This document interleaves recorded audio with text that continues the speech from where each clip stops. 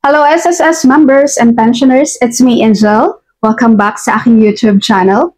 Ang sabi ni Sir Fred Montemayor Go, sana lagi kang mag-vlog na bago sa SSS namin, ma'am. Thank you po.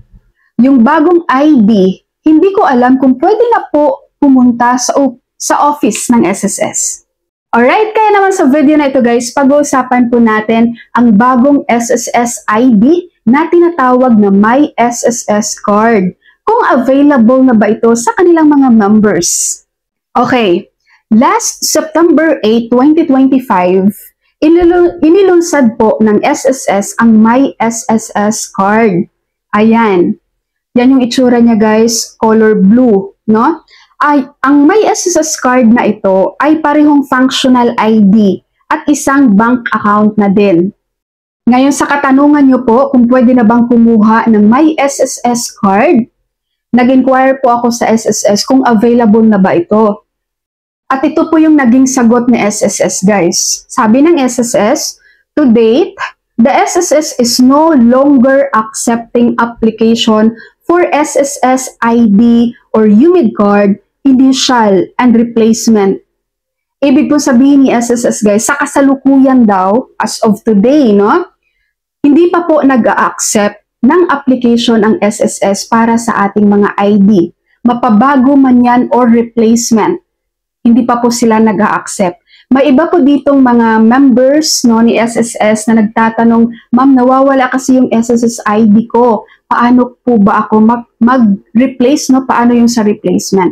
Unfortunately guys, as per SSS, currently, hindi pa po sila tumatanggap ng application sa bagong ID at kahit sa replacement po, hindi pa po sila nag-accept.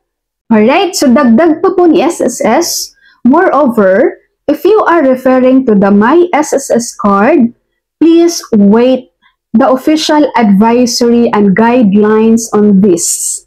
Rest assured on that the SSS will release updates through Quad Media platforms and our official social media accounts.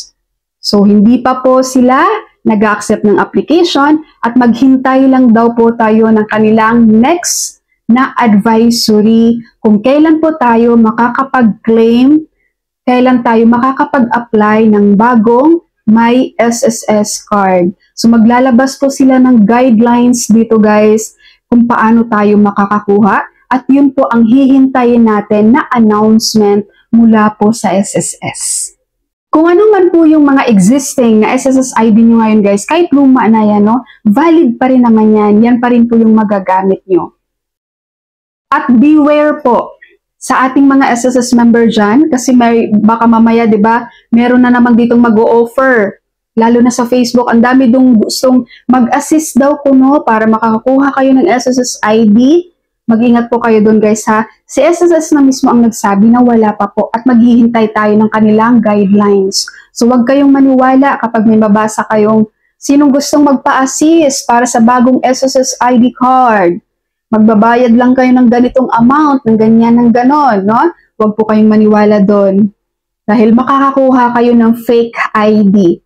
Dahil hindi pa naman nagre-release niyan si SSS. And don't worry everyone dahil magiging updated ako sa inyo guys pagdating dito sa SSS ID na My SSS Card, yung color blue. Alright? SSS members and pensioners, that's all for my video for today. Thank you so much for watching everyone. God bless you all.